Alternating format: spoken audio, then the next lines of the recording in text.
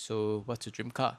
The one that lives rent free in your head when you're zoning out during work, when you're in the shower, the one model you always keep a lookout for when you're scrolling Facebook Marketplace. For the longest time, mine was the E30 M3. You know, the 80s square shaped car with the flat arches that participates in DTM races. It's got so much presence in pop culture that Frank Ocean has one, Tyler the Creator has one. It appeared in Travis Scott's album before, and it felt like owning one would just automatically make me super cool and happy. It felt like I could live the classic BMW lifestyle. But then, reality hit. In Malaysia, there are barely any E30 M3s around in the country at all. I remember coming across one for sale and it was listed for 600,000 ringgit. So my dreams could only stay as dreams. As you enthusiasts can relate, I went on and looked for the next best thing. If I couldn't get an M3, maybe I could settle for a coupe, right? I went on Carousel, I saw the listing, and there I was. 16-year-old me was drooling over what looked like the best first car I could ever get my hands on. Needless to say, there was no way I could afford the car at the time, and as the years went by, the car only got more and more expensive. My dreams could only be put on hold, so I started scrolling for something a little bit more grounded. So I looked on Moda for months and eventually this listing came up. It's a 1997 facelifted 318i sedan and in automatic form. At this point in time, I had a bit of money saved up and I thought this would be my first project car.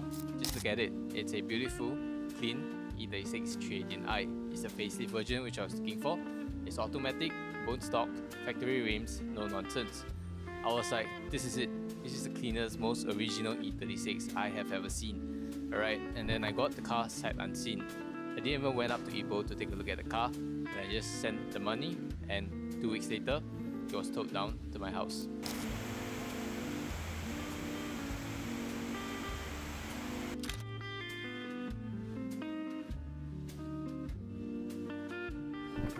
As you can see, a lot has changed since the first time I got it. So what happened in the past year? Well, I had a really long bittersweet relationship with this car, and sometimes when people ask, I don't even know where to begin. Where do I even start telling them about? But let me take you right back to the start. On the day that it was towed down, I was on my last day in SCS Haltom, and so I didn't get to see it the first time on the day that it was delivered. I had my father help me bring it to the workshop to get its first major maintenance and servicing done. Well, on the way there, the radiator blew. I didn't know the complications of it at the time, and upon consultation with the workshop, what they said was it was just some overheating. You can just get the radiator replaced, get some servicing done, and you will be driving fine. I had the workshop inspect whether or not there were leaks, and of course there will be leaks. Okay, if there wasn't a leak, it wasn't a BMW. And so there were a lot of things to address with the car. There were a lot of things that didn't work.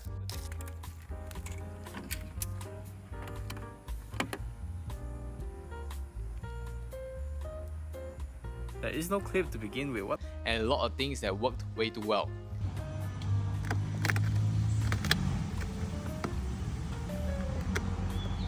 The first thing I had to address upon collection of the car is that there were misfiring and idling issues.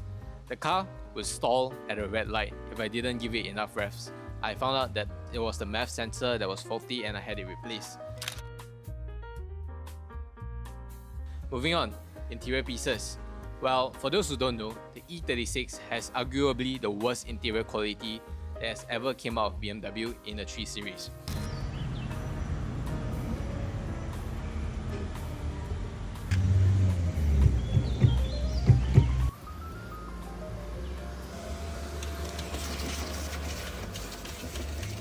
And the reason to that is that back then, BMW was trying to make the E36 platform more accessible to the global masses, and in doing so, they had to cut corners to keep the price of the car relatively low.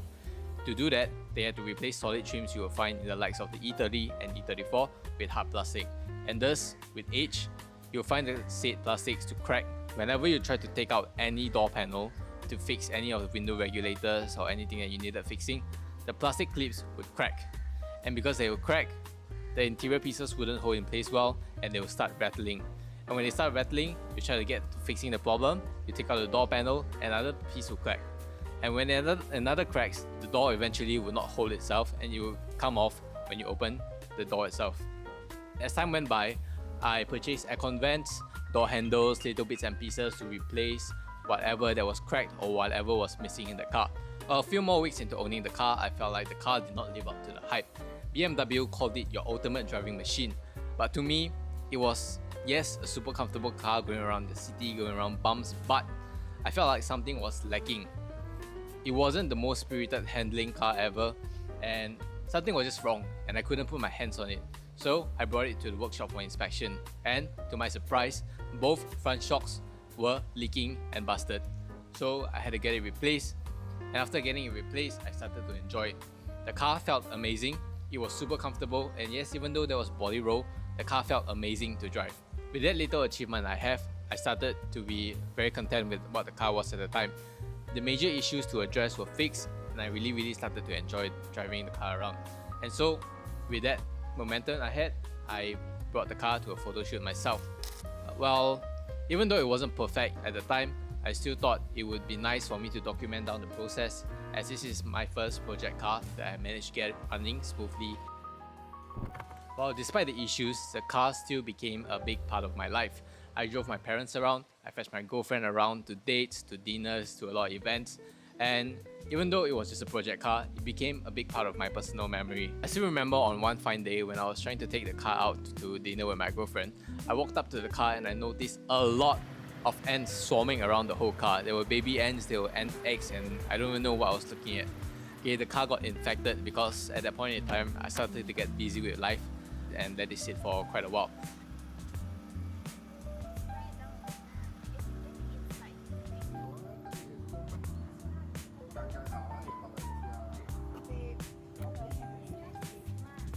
But regardless, I was still on my hunt to find parts to build my dream E36.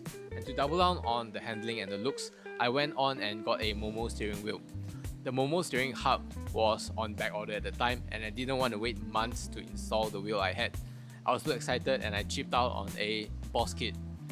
And the result was that every time I would turn the wheel, the metal behind the hub would scrape and it would make a horrible screeching sound, and I honestly hated the car at that point because every time I turned, the steering wheel would be stiff all of a sudden and loose the next second. Then came one of my favorite aesthetic mods. I was able to source a full original M3 front and rear bumper, and I matched it with a replica LTW wing from our favorite Malaysian brand, Shopee Motorsports. Then came the biggest mistake that I've ever done in the process of building this car. I went on and got a Alpine white paint. The workshop was not the most reputable place, but to save some money, I still went on with them. Looking at the car, yes, it does look good from afar, but if you take a closer inspection, you'll notice that there were flaws, and a lot of flaws. Upon collection, I noticed that a lot of the things that I addressed and that I fixed went wrong again. For example, a window regulator on the driver's side would stop working. This light bulb itself stopped working. My back right signals would stop working, and a lot of the interior pieces and a lot of the exterior pieces as well came cracked. I remember when I was trying to put on the M3 molding on the side of the door, I did it with my girlfriend and she understood how frustrated and sad I was at the time to find out that the shop happened to silicone the molding into the car, and when I took out the molding, big chunks and pieces of the paint came out with the molding. But luckily for me, I was able to cover it up with the M3 molding because it is a pretty thick mold in itself. And yep, like I said, if you look at the car from afar, it's a good looking car, but if you have to come closer, you'll find that there was still a lot of flaws. And even after the paint, I was still not quite done with the car. Looking at the rear, the car had a single exit exhaust and it did not fit the M3 bumper. I went on with what bit of money I had left and got a dual exit muffler, and to me it really tied down the look of the rear end.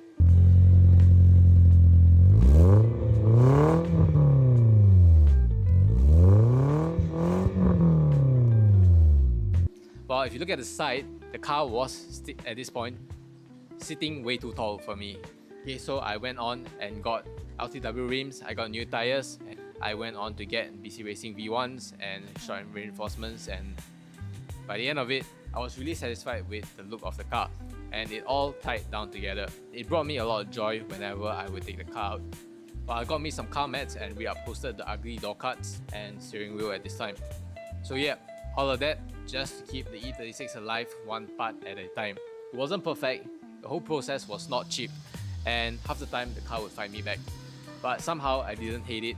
I grew to accept that it's just part of the process. While the car being close to 30 years old is bound to have failing components and is bound to be a tired machine. And that's why we car enthusiasts go the long distance to bring it back to life, to recondition it to what it was before when it came out the line. Sometimes I will question myself whether or not all this was worth it. I put way too much priority on the car and neglected a lot of the priorities in my life. I had a lot of arguments with my girlfriend over my spending habits on this car, but she was really supportive throughout the whole process.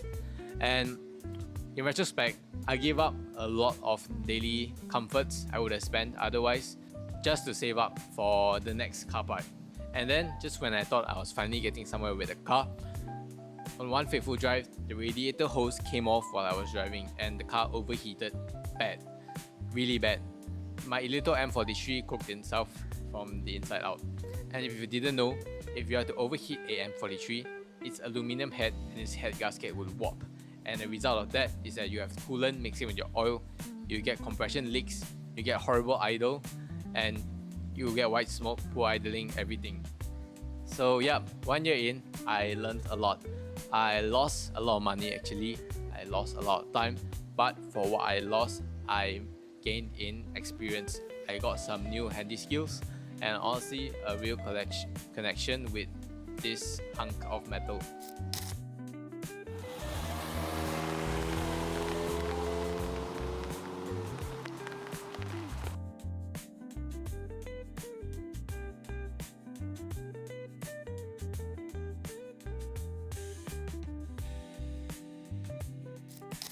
So yep, 1 year later, this is my 318i. Well, it's not perfect, it still isn't, and I don't think it ever will be, but at the end of the day, it's mine. Anyways, here's the thing. I have never actually planned to keep the M43. I always knew that this whole time that one day I'll engine swap it to the M50 B25 and have it get Rec 220 swapped. And I just didn't have the money for it. And honestly, in a way, the engine overheating fast forward the whole timeline.